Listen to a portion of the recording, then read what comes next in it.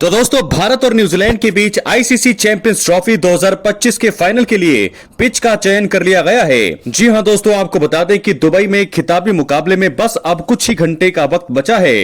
हालांकि उससे पहले अधिकारियों ने उस पिच पर फैसला ले लिया है जिसको रविवार को उपयोग में लाया जाएगा। ग्राउंड स्टाफ ने कथित तौर पर फाइनल से पहले पूरे मैदान में पानी डाला और उसके बाद भारत न्यूजीलैंड के बीच फाइनल के लिए सेंटर विकेट को चिन्ह किया, यानी कि सेंटर विकेट को चुन लिया है।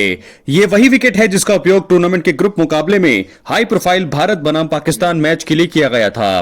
दोस्तों, टाइम्स ऑफ इंडिया की एक रिपोर्ट के मुताबिक चैंपियंस ट्रॉफी फाइनल में पहले इस्तेमाल की जा चुकी पिच का इस्तेमाल किया जाता है और यही किया जाएगा।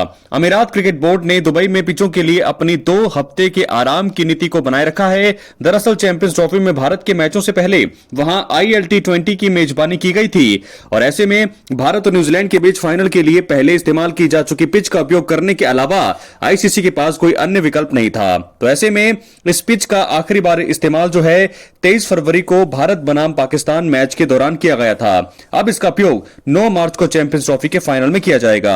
दोस्तों, इससे पहले ही भारत के फॉर्मर कोच और कमेंटेटर रवि शास्त्री ने कहा था कि अगर आप चैंपियंस ट्रॉफी में इस्तेमाल की गई पिचों को देखें तो क्यूरेटर और मैदान कर्मियों ने सुनिश्चित कर लिया है कि पिच को इस्तेमाल में लिए जाने से पहले कम से कम 2 हफ्तों का आराम मिले।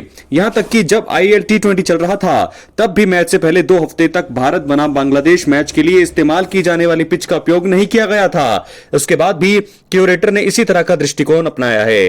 दोस्तों, बता दें कि उन्होंने कहा ILT20 चल रहा था लेकिन मैदान कर्मियों की नजरें चैंपियंस ट्रॉफी पर थी। सिर्फ स्क्वायर ही नहीं, आउटफील्ड को बहुत महत्व दिया गया था और यही कारण है कि इतना क्रिकेट होने के बाद भी यहां इतनी हरी भरी आउटफील्ड है। दुबई में तेजी से बढ़ते तापमान के साथ स्पिन गेंदबाजी फाइनल के लिए टीमों की योजनाओं के लिए और भी ज्यादा जरूरी हो गई है। सेंटर विकेट पिछले कुछ दिनों से कवर के नीचे है।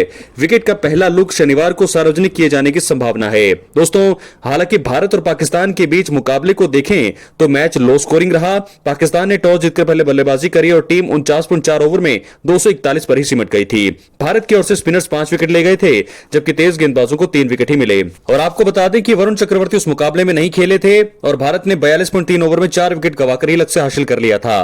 पाकिस्तान के लिए 2 विकेट तेज गेंदबाजों ने और 2 विकेट स्पिनर्स ने लिए थे। रिकॉर्ड की बात करें तो अब तक दुबई अंतरराष्ट्रीय स्टेडियम में कुल 860 विकेट गिर चुके हैं, जिसमें से तेज गेंदबाजों ने 493 विकेट झटके हैं जबकि स्पिनर्स को 350 विकेट मिली है।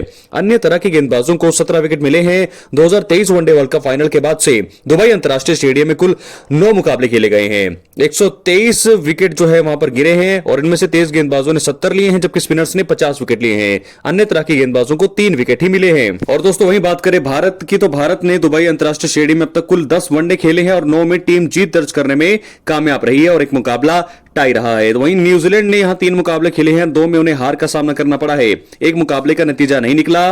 भारत और न्यूजीलैंड की टीम इससे पहले साल 2000 में चैंपियंस ट्रॉफी के फाइनल में आमने सामने थी, लेकिन अब एक बार फिर 25 साल बाद टीम इंडिया के सामने उस हार का बदला लेने का मौका होगा। तो दोस्तों, इस प्रकार चैंपियंस ट्रॉफी फाइनल के लिए पिच हो गई है कंफर्म। स्पिनर्स हो गए घातक। जाने पाकिस्तान से क्या है कनेक्शन। पाकिस्तान से कनेक्शन इसलिए है क्योंकि पाकिस्तान के खिलाफ जो है मुकाबला था 23 फरवरी को उसी पिच पर, यानी कि उसी पिच पर यह मुकाबला खेला जाएगा फाइनल। कौन जीतेगा तो वक्त बताएगा, लेकिन स्पिनर्स होंगे घातक। बहुत बहुत धन्यवाद।